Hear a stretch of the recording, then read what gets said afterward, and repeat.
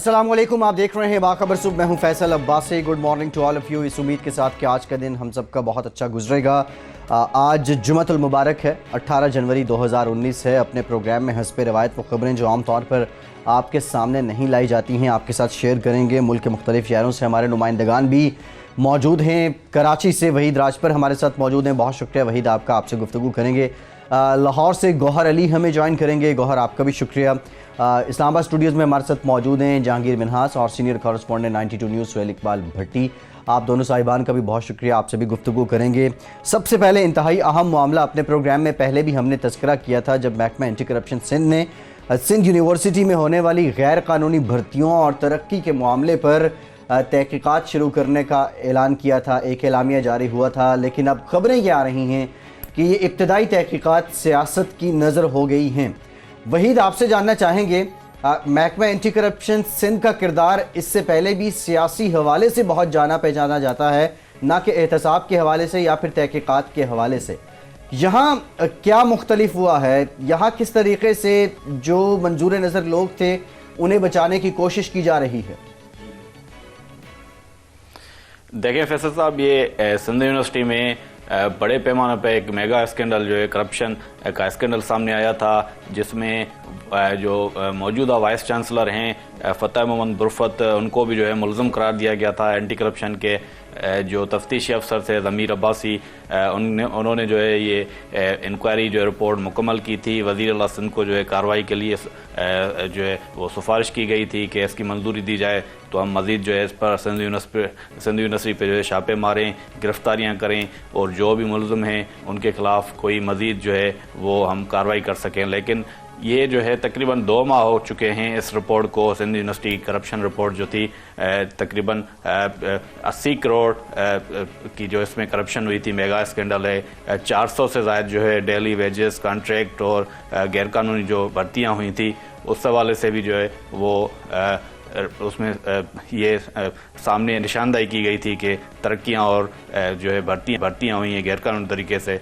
तो इस सिलसिले में अभी तक तकरीबन 2 माह हो चुके हैं। वज़ीर आला हाउस की जानिब से इस पर जो है कोई भी मंजूरी नहीं दी गई है।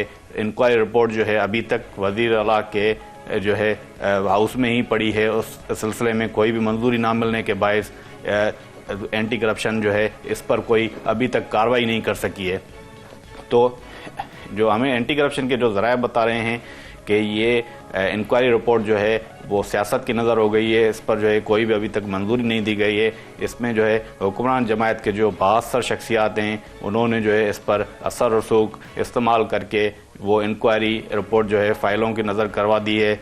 इसमें जो बड़े जो अफसरान मुलविस थे उसमें रजिस्ट्रार है सिंध यूनिवर्सिटी साजिद कयूम मेमुन हैं, ट्रांसपोर्ट इंचार्ज थे सज्जाद शाह, इसी तरह जो है वो CNG पंप इंचार्ज थे फैसल हफीज़, प्रोफेसर अमीर अबड़ो हैं। तकरीबन जो है मिलाकर 18 से ज़ायद जो है अफसरान व मुलाजमीन जो है उसको मुलज़म करार दिया गया था एंटी करप्शन की जानिब से। तो इस सिलसिले में जो है इस पर अभी तक कोई कार्रवाई नहीं हो सकी है। गैर तरक्याती जो स्कीमें थी उसमें भी जो घपले हुए थे, माली बेज़ाब्तगियाँ हुई थी, गैर तरक्याती जो अखराजात किए गए थे, मेडिकल के जो बिल थे, रीएम्बर्समेंट थी। तो इस सिलसिले में जो है अभी तक उस पर जो है उसमें माली बेज़ाब्तगियाँ सामने आई थी, लेकिन कार्रवाई की जो है मंजूरी एंटी करप्शन को नहीं मिल सकी है। जी अच्छा, वही बात पर यह बताइएगा कि सिर्फ एक माली साल के दौरान 80 करोड़ रुपए की करप्शन का तयन किया एंटी करप्शन ने। अब मुल्जमान को सियासी असर रसूख की बुनियाद के ऊपर बचाया जा रहा है, उनको इस सारी तहकीकात को सियासत की नज़र करने की कोशिश की जा रही है। लेकिन एंटी करप्शन का महकमा किस तरीके के साथ 80 करोड़ रुपए की करप्शन जिसका वो तयन कर चुके हैं, उस सारी फाइल को वो दाखिल दफ्तर कर सकता है? किसी न किसी के ऊपर तो उन्हें जिम्मेदारी आयद करके कार्रवाई को मजीद आगे बढ़ाना होगा। देखें, इस सिलसिले में जो है एंटी करप्शन ने तो अपनी रिपोर्ट जो है जिम्मेदारी पूरी कर दी। पूरी इंक्वायरी रिपोर्ट जो है वो मेरिट पर हुई है। कोई सियासी प्रेशर तफ्तीशी अफसर की जानिब से या एंटी करप्शन हकाम की जानिब से वो उस पर जो है असरअंदाज होने नहीं दिया। लेकिन अभी जो सिंध का सबसे बड़ा जो है हाउस, वज़ीर आला हाउस, इसमें अगर जो मंजूरी ना मिले तो तफ्तीशी अफसर क्या कर सकता है। इसी तरह जो है एंटी करप्शन की जानब से अभी 43 इंक्वायरियाँ भी जो है थी, वो नैब की जानब से उनसे पूछा गया कि भाई हमने 3 साल से जो है ये इंक्वायरियाँ आपके 8 साल की हैं, तो इस पर क्या पेशरफ्त हुई है, तो उस पर भी अभी तक कोई पेशरफ्त सामने नहीं आई है। तभी नैब की जानब से उनसे पूछा गया। तो एंटी करप्शन के कुछ अफसरान ऐसे भी हैं, ईमानदार हैं, जो प्रेशर बर्दाश्त नहीं करते, सियासत पर जो है जो इंक्वायरियाँ हैं वो सियासत के नज़र होने नहीं देते, लेकिन उनको मंजूरी नहीं मिल रही कार्रवाई के लिए, FIR के लिए या गिरफ्तारियों के लिए। तो वो उनके रूल्स ऐसे हैं, कानून ऐसा है। अपने मंजूरी नज़र अफसरान को बचाने के लिए आखिरी हद तक जाते हैं, वो मजीद तहकीकात करने की इन अफसरान से इजाज़त नहीं देते, तो एंटी करप्शन सिंध के पास फिर क्या ऑप्शन, कानूनी ऑप्शन रह जाता है कि वज़ीर आला की मंजूरी न मिलने के बावजूद करप्शन के खिलाफ तहकीकात को आगे बढ़ा सकें? देखें भट्टी साहब, रूल्स ही एंटी करप्शन के ऐसे हैं कि एंटी करप्शन कमेटी 1 जो है वो उसके सरबराह चीफ सेक्रेटरी हैं। तो आर्डर जो 20 ग्रेड से ज़ायद जो या 20 ग्रेड का है या उससे ऊपर का अफसर है तो वज़ीर आला से मंजूरी लाजमी होती है। इसी वजह से कार्रवाई के लिए अगर वाइस चांसलर सतह का अफसर उसमें जो है मुलज़म करार दिया गया है तो वज़ीर आला की मंजूरी जो है लाजमी है। लेकिन वज़ीर आला का वो हल्का है, उसका आबाई ज़िला है जामशुरो, इसी वजह से प्रेशर भी आया होगा। ज़राए जो हमें बता रहे हैं कि वज़ीर आला की जानिब से जो है ये 2 माह से तकरीबन वो इंक्वायरी रिपोर्ट पर अभी मंजूरी नहीं दी गई है। तो तफ्तीश एंटी करप्शन के हाथ अभी तक बंधे हुए हैं, क्योंकि रूल्स ऐसे हैं, कानून ऐसा है कि उनको इजाज़त नहीं देता कि डायरेक्ट कोई एक्शन ले सकें। बिल्कुल सही। ठीक, वहीद राजपर आपने अपडेट किया सिंध यूनिवर्सिटी में गैर कानूनियों और फिर तरक्कियों का मामला। इस पे महकमा एंटी करप्शन सिंध की जो कार्रवाई है वो सियासत की नज़र होती जा रही है, बज़ाहिर यही लग रहा है।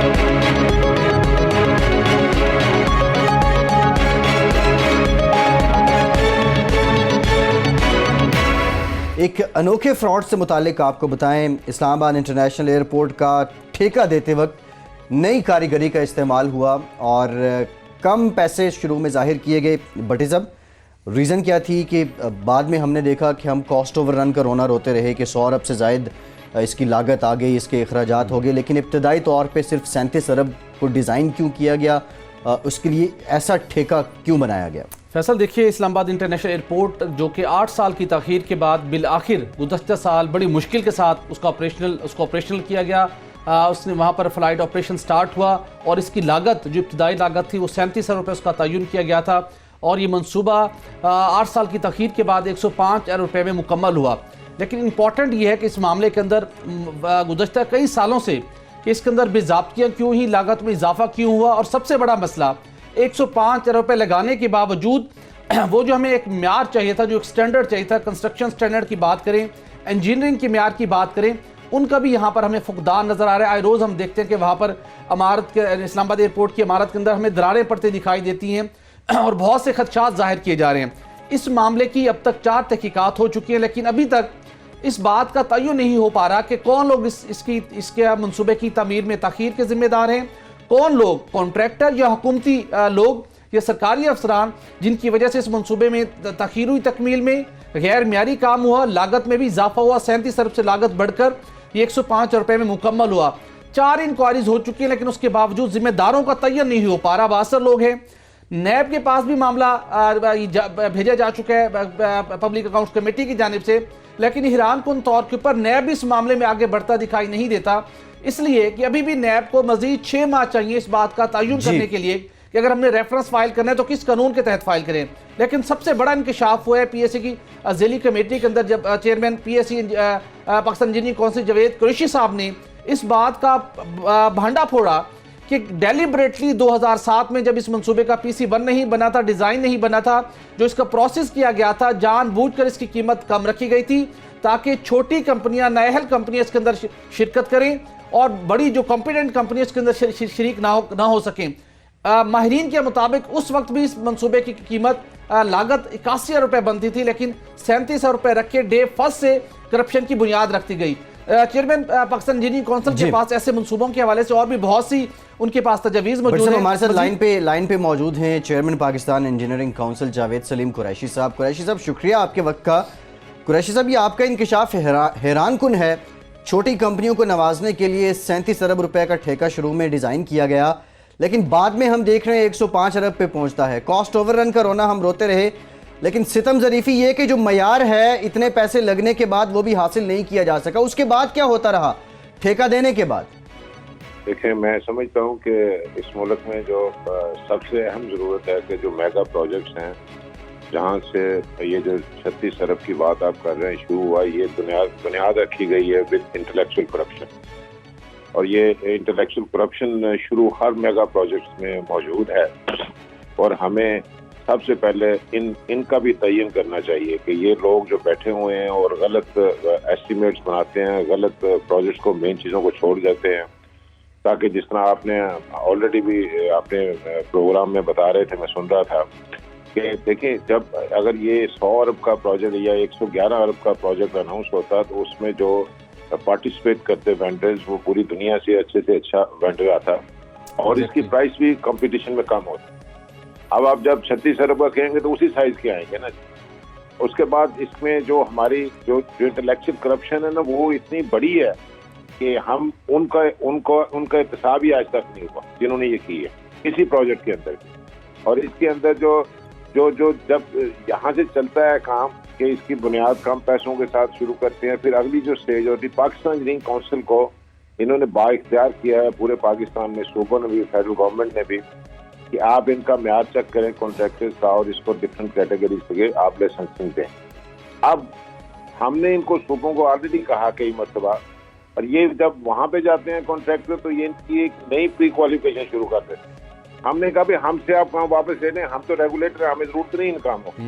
अगर आप बेहतर मैनेज कर रहे हैं, हम समझते हैं कि आप समझ हम नहीं कर रहे, तो प्लीज ये काम हमसे ले लें आप। सही। लेकिन अगर नहीं लेना तो ये काम बंद करें कि आप अपने फिर डिपार्टमेंटल प्री क्वालिफिकेशन शुरू हो जाती, फिर वहाँ पे खत्म नहीं होता, फिर उस प्री क्वालिफिकेशन के बाद फिर प्रोजेक्ट की प्री क्वालिफिकेशन पैदा होती है और ये फिल्टर होते होते फाइनली वही बंदे रह जाते हैं जो उन्होंने टारगेट किए होते हैं, जिनसे इन्होंने टेंडर लेने होते हैं 3-4, और उसके बाद प्रोजेक्ट को अनाउंस कर दिया जाता है और अपने मनपसंद को दी। ये सबसे बड़ी इस मुल्क की इंटेलेक्चुअल करप्शन है। मैं ये कहता हूँ कि ना सिर्फ इसका, बल्कि मैंने उस दिन पीएससी को ये रिक्वेस्ट प्लेस की कि आप जो आपके पास सेक्रेटेरिएट वर्क नहीं है यहाँ पे करने के लिए, आप 4 घंटे की मीटिंग करेंगे तो आपके सामने तो फैक्ट्स आए नहीं अभी तक, और फैक्ट्स को लाने के लिए फोरेंसिक ऑडिट जरूरी है इन मेगा प्रोजेक्ट्स, और दुनिया में होते हैं। तो मेरे लिए जब उन्होंने पीएससी से पूछा कि जी आप करवाते हैं फोरेंसिक ऑडिट, तो बड़ी हैरानगी की बात है कि पाकिस्तान में आज तक किसी प्रोजेक्ट का फोरेंसिक ऑडिट ही नहीं हुआ।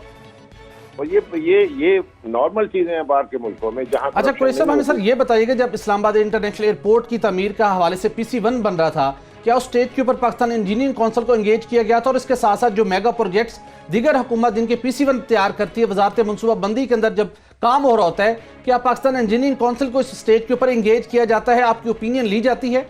देखें, ये बड़ा अलमिया है कि पार्लियामेंट ने जो हमारे एक्ट में लिखा है, पास किया है, we are a think tank of government of Pakistan, ये पार्लियामेंट ने पास किया हो। उसके मुताबिक गवर्नमेंट का डिफरेंट प्रोजेक्ट्स को इवन PC1 बनने से पहले जो इसका रेफर बनता है कि ये सारे के सारे जो इंजीनियरिंग प्रोजेक्ट्स हैं उनको रेफर किया जाए पाकिस्तान इंजीनियरिंग काउंसिल की तरफ। पाकिस्तान इंजीनियरिंग काउंसिल के पास पूरे पाकिस्तान के दुनिया में फैले हुए इंजीनियर मौजूद हैं, अच्छा बेस्ट से बेस्ट ह्यूमन रिसोर्स मौजूद है, जो वॉलंटियर्स भी हैं और जिन्होंने कुछ पैसा भी इनसे ले, लेकिन इनको एक अच्छी गाइडेंस दे सकते हैं। लेकिन आज की डेट तक एक प्रोजेक्ट रेफर होके हमें नहीं आया कि जनाब आप हमारे थिंक टैंक हैं, आपको इसके हम ये काम शुरू करना चाहते हैं, आप बताएं हम कैसे इसको शुरू करें। पाकिस्तान इंजीनियरिंग काउंसिल ने आपके प्रोग्राम मैंने बताया था कि पिछली मरतबा हमने कहा कि ये बादशाह डैम बिजनेस प्रोजेक्ट है, महमद डैम बिजनेस प्रोजेक्ट है, खुदा के लिए इसको बिजनेस वेंचर बना लें। ये काम पाकिस्तानी खुद कर सकते हैं और पाकिस्तानी कौम इतनी बड़ी कौम है कि इसके लिए ये पैसा कुछ नहीं है जिसके लिए हम बाहर कशकोल लेके भागे फिर कि हमें पैसे दे दो अल्लाह के वास्ते और हम ये काम शुरू कर रहे हैं। तो ये सारी चीजें ठीक कर रहे हैं। ये मैं समझता हूँ प्राइवेट गवर्नमेंट का इसके ऊपर फोकस मौजूद है, क्योंकि जब मैंने ये पीएससी में बात की तो फखर इमाम साहब उसको हेड कर रहे थे और राना तनवीर साहब और दूसरे MNA भी बैठे थे, उन्होंने कहा जी बिल्कुल हमें तो पता नहीं इन चीज़ों का, और ये बिल्कुल इसका फिर रिकॉर्ड करवाएं। मैं कहा जी एक प्रोजेक्ट का करवाएं ताकि आपको पता चले, और ये मैपिंग बिल्कुल सही, यकीनी तौर पर होना चाहिए। और वैसे इसके साथ ये बताइएगा जो मेगा प्रोजेक्ट्स अरबों रुपए माली से तामीर किए जाते हैं, उनमें इंटेलेक्चुअल करप्शन रोकने के लिए क्या सिफारिशात आप हुकूमत को भिजवा सकते हैं और नाजरीन के साथ भी और कुछ शेयर कर सकें? लेकिन सर जब आप इसका हर मेगा प्रोजेक्ट के बनने से पहले नंबर 1 जो मैंने बात की है कि आपको एक इंडिपेंडेंट एजेंसी के जरिए इसको उसकी एस्टिमेशन और उसकी वायबिलिटी और उसकी जो टेक्नोलॉजी उसके लिए रिक्वायरमेंट है उसकी कंफर्मेशन करनी चाहिए। इंडिपेंडेंट का लफ्ज मैं जोर से बोल रहा हूँ, और पाकिस्तान इंजीनियरिंग काउंसिल एक इंडिपेंडेंट अदारा है। इसके अंदर कोई किसी किस्म का नहीं है किसी के मफादात की बात होनी है। गवर्नमेंट का अपना अदारा है, और अगर गवर्नमेंट चाहती है इनसे करा नहीं तो हमसे नहीं कराना, किसी और से करवा दें। ये मेगा जिसके 200, 250, 250 अरब के जो प्रोजेक्ट्स हैं, क्या हमें it is the best only जिसके ऊपर गवर्नमेंट काम कर रही है? और उसके ऊपर आपको मैंने कई मरतबा कहा कि जब ये डिसीजन मेकिंग हो रही होती तो पाकिस्तान पूरे के अंदर सिर्फ 21वें ग्रेड में एक इंजीनियर बैठा। मुझे ये बताएं 21वां 22वां ग्रेड पॉलिसी मेकिंग ग्रेड है, और उस पॉलिसी मेकिंग में इंजीनियर का हिस्सा ही नहीं, तो फिर यही होना है जो कुछ हो रहा है। ये इसको बंद नहीं किया जा सकता। तो ये सिफारिशात मैं ये समझता हूँ कि जो initially designing of the project है ना जी, उसके पॉलिसी मेकिंग के अंदर जो 4-5 मिनिस्ट्रीज हैं, जिसमें पावर है, जिसमें एनर्जी है, जिसमें हाउसिंग है, जिसमें कम्युनिकेशन है, इन IT है, इसके अंदर इनके सेक्रेटरीज लेवल पे इंजीनियर्स को बिठाएं। ये मुल्क खुद बहुत भागना शुरू कर देगा, और जब भागेगा तो उसके आम बंदे तक खुशहाली पहुंचेगी। और जो खुशहाली जो आम बंदे तक पहुंचाने के बड़े आसान तरीके हैं, और इसके अंदर हमारी इनपुट पाकिस्तान इंजीनियरिंग काउंसिल की हर वक्त गवर्नमेंट के साथ है, और गवर्नमेंट ठीक, बहुत शुक्रिया। जावेद सलीम कुरैशी साहब, चेयरमैन पाकिस्तान इंजीनियरिंग काउंसिल, हमारे साथ मौजूद थे और बता रहे थे कि ये प्रोजेक्ट जिस तरीके से डिज़ाइन किया गया उसका मतलब ही जो छोटी कंपनीज थे उनको नवाजना था।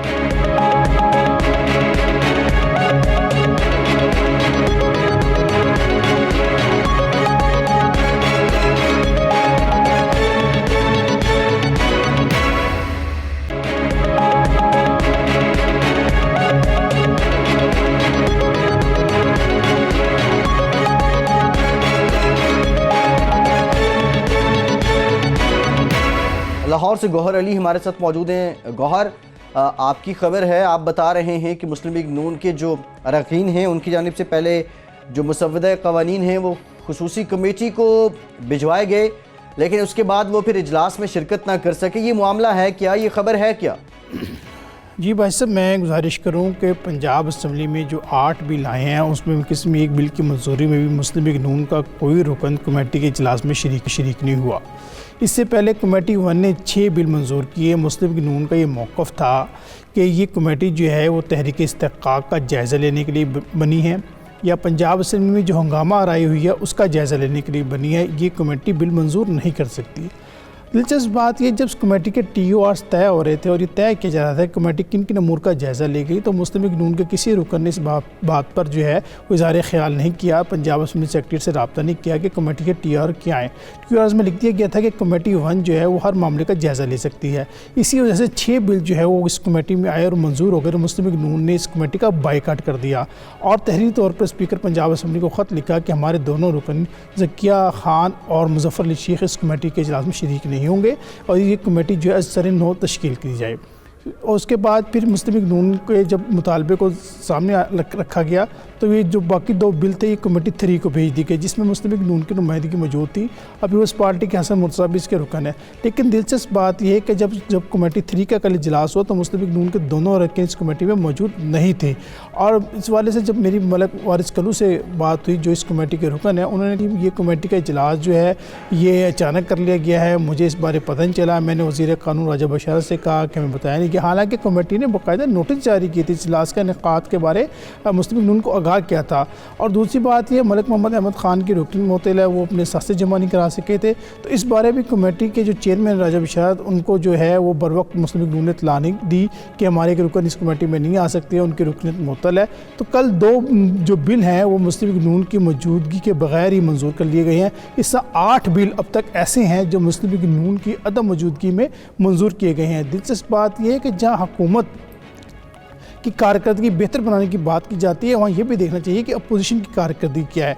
अपोजिशन भी अभी तक पंजाब असेंबली में इश्यूज़ की सियासत नहीं कर सकी, अवामी मसाइल को जो है वो नहीं उठा सकी है। वो तनकीद ज़रूर कर रही है हुकूमत की कारकर्दगी पे, लेकिन इसके बरक्स पीपल्स पार्टी के साथ नशिस्तें हैं। उनके एक पार्लियामेंट लीडर हसन मुर्तज़ा जो है वो रोज़ अवामी इशूज़ की बात कर रहे हैं। तो अब अपोजिशन को ये देखना चाहिए कि उनका आइंदा का लाहे अमल क्या होगा और कानून साजी जो है उसमें उसको हिस्सा लेना चाहिए, क्योंकि अगर ये मुस्लिम लीग नून कमेटीज़ के इजलास में शरीक नहीं होगी तो फिर एक तरफा बिल मंजूर होते जाएंगे और जब वो ऐवान में आएंगे तो फिर मुस्लिम लीग नून के पास ये जवाज़ नहीं रहेगा कि जी हम इस बिल पर कोई इतराज़ कर सके। अच्छा, इससे ज़्यादा भाई साहब एक दिलचस्प बात यह है कि मुस्लिम लीग नून ने तो 6 बिलों का बाइकाट कर दिया, लेकिन जब वो ऐवान में आए तो गौहर कोई वजह जाहिर की है मुस्लिम लीग नून के अरकान ने कि वो इजलास में शिरकत क्यों नहीं कर रहे?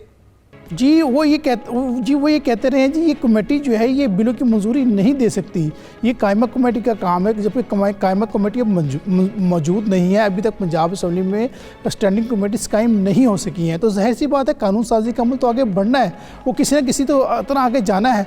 और ये नहीं है कि उस कमेटी में मुस्लिम लीग नून की नुमाइंदगी नहीं थी। कमेटी 1 में मुस्लिम लीग नून के 2 अरकान मौजूद थे, लेकिन वो इजलास में शरीक नहीं होते रहे और उन्होंने इस कमेटी को मुतनाज़ा करार दिया। इसी वजह से फिर कमेटी 3 को ये बिल भेजे गए जिसमें मुस्लिम लीग नून के 2 अरकान मौजूद थे और दोनों भी कल इजलास में नहीं आ सके और पीपल्स पार्टी की भी नुमाइंदगी मौजूद थी, पीपल्स पार्टी से शिरकत की। अब दिलचस्प बात यह है कि ये 8 बिलों पर इख्तलाफी नोट ही नहीं है, अपोजिशन का मौक़िफ़ ही नहीं है। अब जब ये ऐवान में जाएंगे तो मुझे ये बताएं कि अपोजिशन कैसे इस पर किस तरह इस पर बहस कर सकती है। हालांकि उन्होंने अपनी अमेंडमेंट दे दी, तहरीरी तौर पे ऐवान को आगाह कर दिया कि हम जी इस बिलों में हिस्सा लेंगे। अच्छा, इससे दिलचस्प बात यह है कि कुछ बिल ऐसे थे जो इतने नाकिस थे और ऐसे इतने नाकिस थे कि स्पीकर ने उनका नोटिस लिया और जब वो ऐवान में पेश हुए तो स्पीकर ने वो बिल वापस करवा दिए कि इसमें बड़ी गुंजाइश मौजूद है। उन्होंने वज़ीर कानून राजा बशरत को कहा कि ये बिल ठीक करके दोबारा ऐवान में भेजे। जब मुस्लिम लीग अगर कमेटी में मौजूद होती तो ये बात वहाँ पर कमेटी में कर सकती थी। मैं समझता हूँ कि स्पीकर का जो रवैया था बहुत मुनासिब था, इंतहाई काबिल तहसीन था कि उन्होंने बिलों की कमज़ोरी उसमें जो खामियाँ थी उसका नोटिस लिया।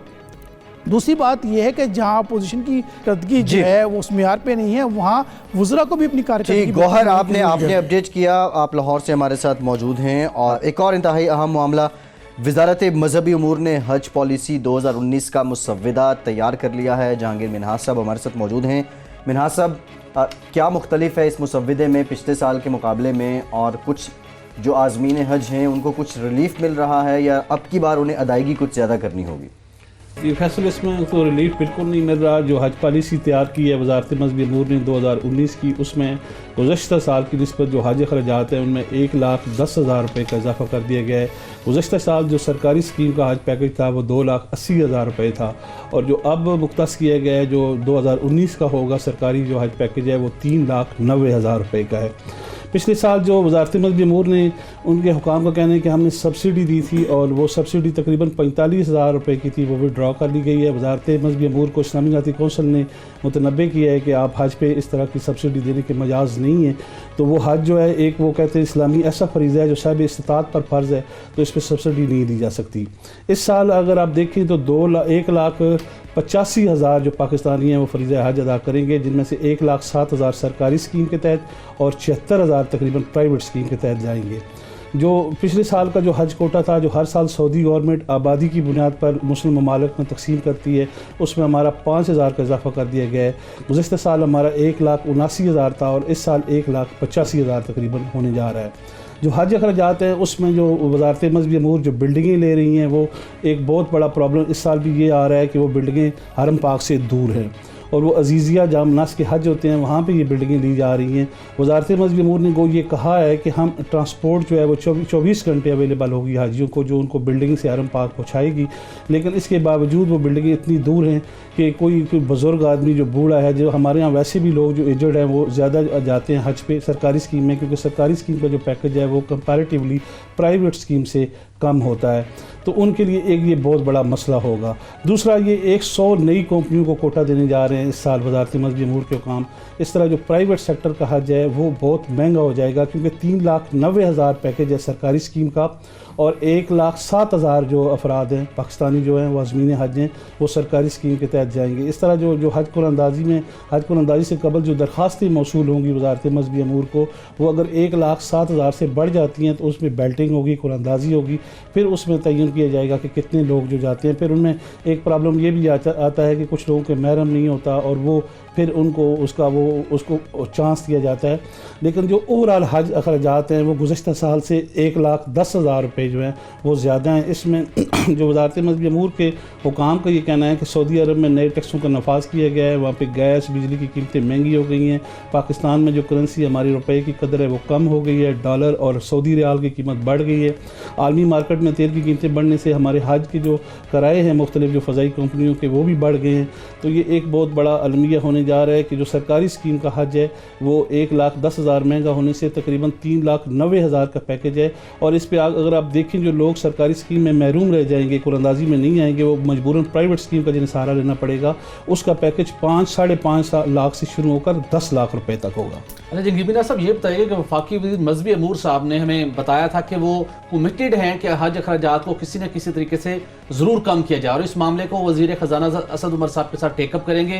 क्या अब ये तय हो गया कि वज़ारत ख़जाना कोई सब्सिडी नहीं देगी, हज अखराजात को कम नहीं किया जाएगा? और सेकंड, माजी के अंदर ये सबसे ज़्यादा शिकायत रही कि आज़मीन हज को वहाँ पर प्रॉपर तरीके से रिहाइश के हवाले से रिहाइश के हवाले से फैसिलिटेट नहीं किया जाता। अब भी आप बता रहे हैं कि वही मसाइल हैं कि रिहाइशें बहुत दूर ली गई हैं, तो ये मसाइल क्यों हल नहीं हो पा रहे? माजी के अंदर तो इसके अंदर बेज़ाब्तगी और करप्शन के मामला सामने आते रहे हैं। देखिए बड़ी साहब, इसमें वजारत मज़हबी अमूर का ये कहना है कि हम जो सरकारी पैकेज लेते हैं सरकारी हज स्कीम का वो अफोर्डेबल होता है, उसमें हम फिर वो हरम पाक के नज़दीक जो रहायशी बिल्डिंग्स हैं या होटल्स वगैरह हैं वो बहुत महंगे हैं, तो वो हम अफोर्ड नहीं कर सकते। इसलिए वो कहते हैं कि हम ट्रांसपोर्ट तो दे रहे हैं 24 घंटे हाजियों को, लेकिन जो रहायशें हैं वो अजीज़िया में, ज़्यादातर अजीज़िया में ख़रीदी जा रही हैं, तकरीबन 80% से भी ऊपर हैं, जहाँ मनास के हज होते हैं, जहाँ मिना है, अरफात है, मुज़ल्फ़ा वाक़या है।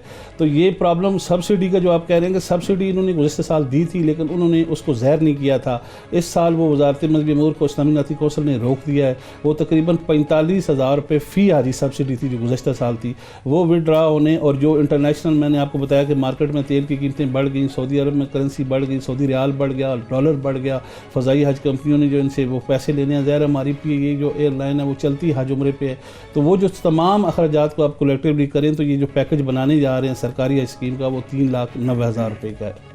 बिल्कुल सही। तो यानी कि अब ये हुकूमत टैक्स भले ज़्यादा रहें, उसके ऊपर एयर टिकटिंग के हवाले से हम बात करें, दीगर मामलातों इजाफी टैक्स आप ले लेंगे, लेकिन आप सब्सिडी के नाम के ऊपर कोई रिलीफ देने के लिए आप तैयार नहीं है। आवाम को अपनी ही उसके मुताबिक जो हुकूमत ने आयद की हैं, फिक्स किए हैं जो इसके खर्चात, वो पूरे ही अदा करने होंगे मेरे ख्याल। जी बिल्कुल, इस जो 2019 की हज पॉलिसी है इस पर सब्सिडी नहीं है, और ये जो अखराजात है मैं आपको बता रहा हूँ 3,90,000 रुपये ये सरकारी स्कीम के हैं। इनमें 1,07,000 लोगों ने जाना है सरकारी स्कीम में, और 76,000 वो लोग हैं जो ओवरऑल हमारा कोटा है उसमें वो प्राइवेट स्कीम के साथ जाएंगे, और प्राइवेट स्कीम का जो पैकेज है वो ज़ाहिर है इससे वो 2-3 गुना महंगा होगा। ठीक, जहांगीर मिन्हाज साहब बहुत डिटेल में आपने बताया, ये मुसव्वदा अब तैयार कर लिया गया है हज पॉलिसी बरए साल 2019 का। एक ब्रेक लेते हैं, ब्रेक के बाद दीगर मामलात पे बात करते हैं।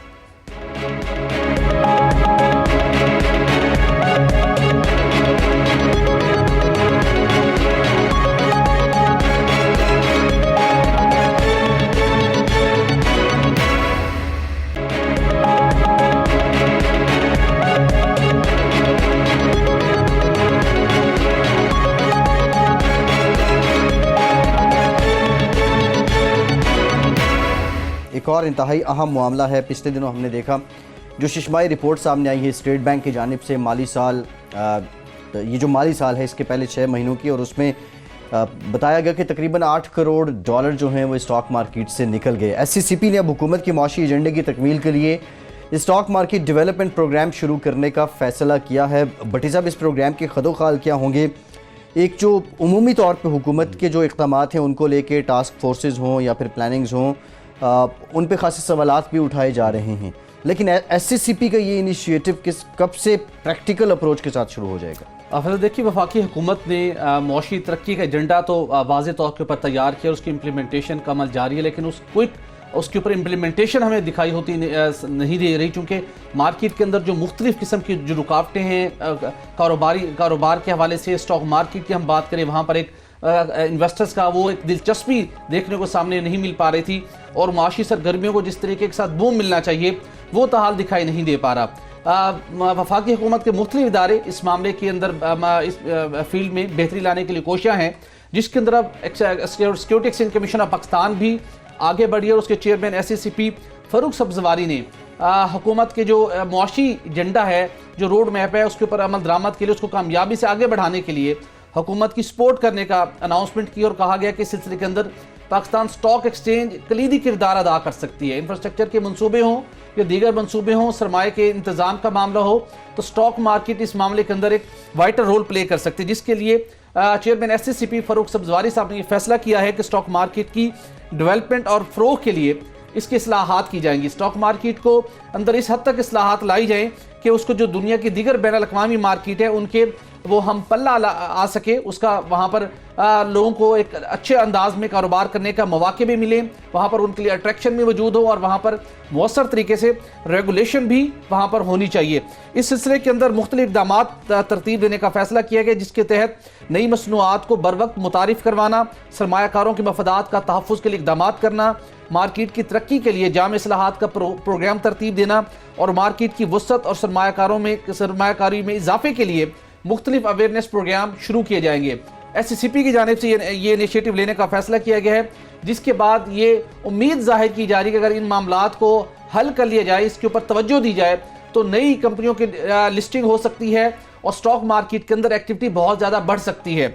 इसके साथ साथ एक और भी अच्छी डेवलपमेंट हुई है, जब जिस मौके के ऊपर चेयरमैन SACP ने पाकिस्तान स्टॉक एक्सचेंज मार्केट के बोर्ड ऑफ डायरेक्टर से मुलाकात की, उनकी इंतजामिया से मुलाकात की, और स्टॉक मार्केट से वाबस्ता कारोबार करने वाले अफराद, कंपनियां और ब्रोकर्स के एक दरीना मुतालबात थे कि उन्हें हुकूमत की जानिब से कुछ मराहत मिलनी चाहिए, उन्हें बहुत ज़्यादा बर्डनाइज कर दिया गया है। हुकूमत की जानिब से भी इस मामले में पेश रफ्त हुई है। वफाकी वज़ीर ख़जाना सऊद उमर साहब ने इस हवाले से एक अनाउंसमेंट भी कर चुके हैं कि जो मिनी बजट हुकूमत लेके आ रही है 23 जनवरी को, उसके अंदर शेयर्स की खरीद और फरोख्त के हवाले से जो आई टैक्स है उसके ऊपर कुछ छूट दी जाएगी, जिसे हम एडवांस टैक्स कहते हैं।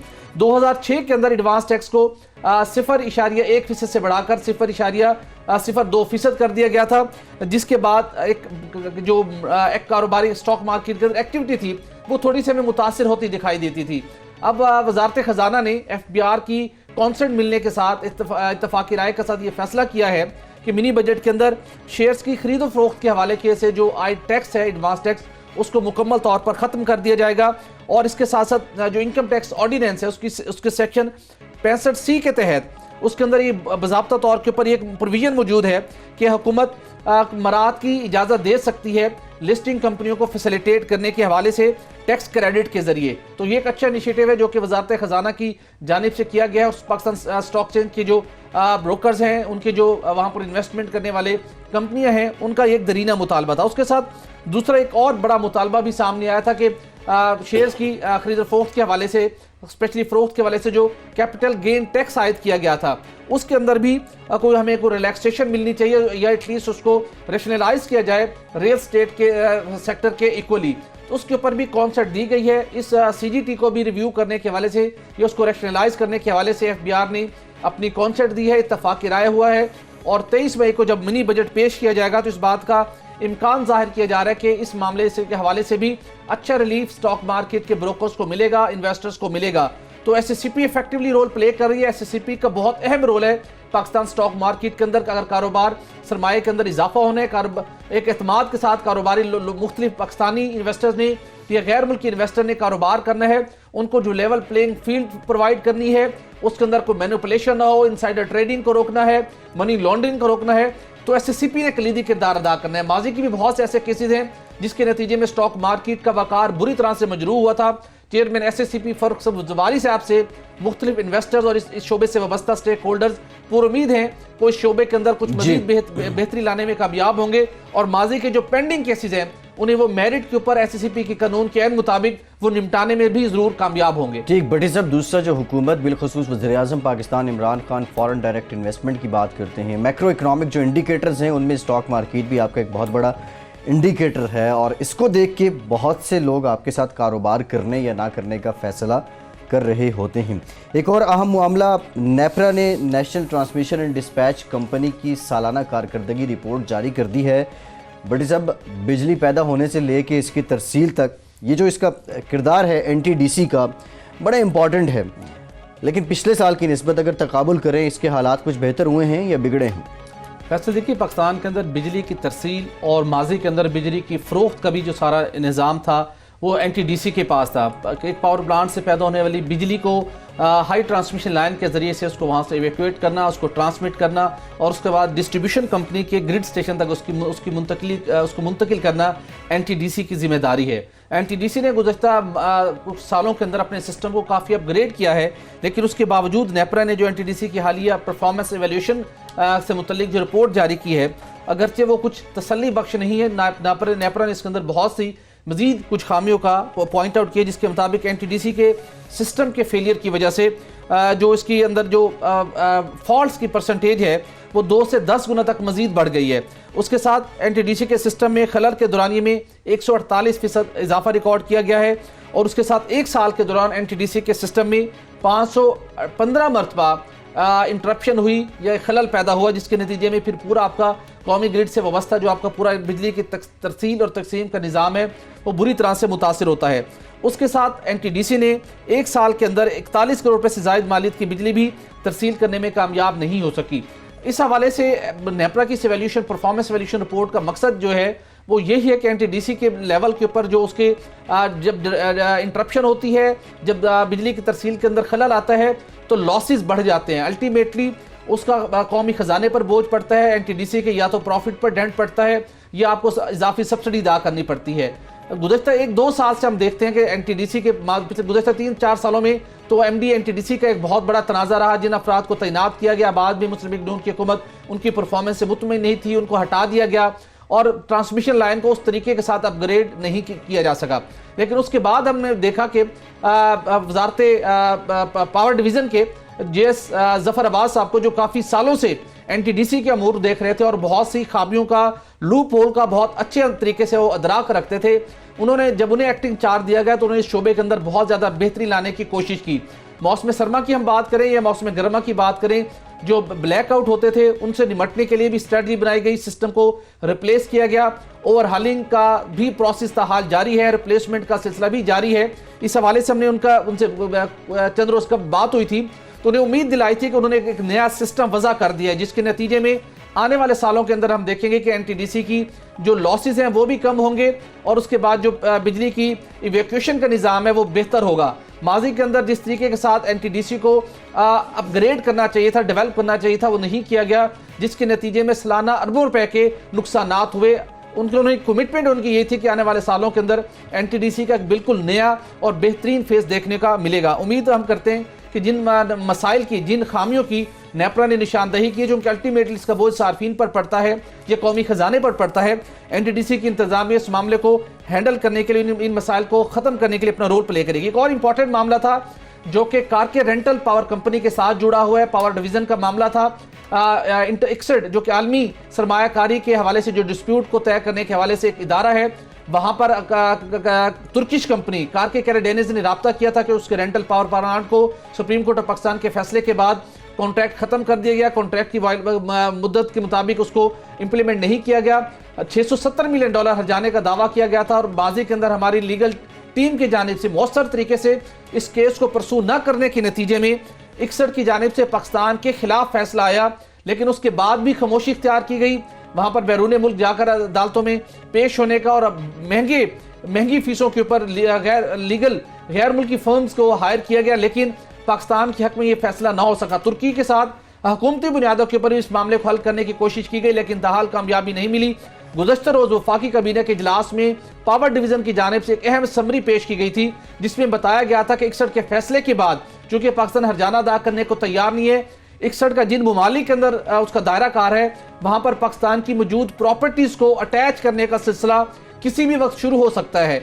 इस अमल से बचने के लिए ज़रूरी है कि ICSID से दोबारा रजू किया जाए और इस कानूनी चारा जो शुरू की जा सके, ताकि मुख्तलिफ ममालिक के अंदर, जिसके अंदर यूरोपियन ममालिक शामिल है, जिसके अंदर अमेरिका शामिल है, जहां पर पाकिस्तान की मुख्तलिफ जायदादें मौजूद हैं, 61 उन जी। जायदादों को अटैच करवाने में कामयाब ना हो सके। इस सिलसिले के अंदर वफाकी हुकूमत कबीना ने गुज़श्ता रोज मंजूरी दी है और $13,70,000 मजीद अखराजात हमें बर्दाश्त करने पड़ेंगे। जी। वफाकी कबीना ने ये रकम कौमी खजाने से पावर डिवीजन को जारी करने की भी मंजूरी दी ठीक, है। बहुत शुक्रिया सुहेल इकबाल भट्टी साहब आपका, जहांगीर मिन्हाज साहब आपका, वहीद राजपर, गौहर अली आपका भी। फैसल अब्बासी को इजाज़त दीजिए।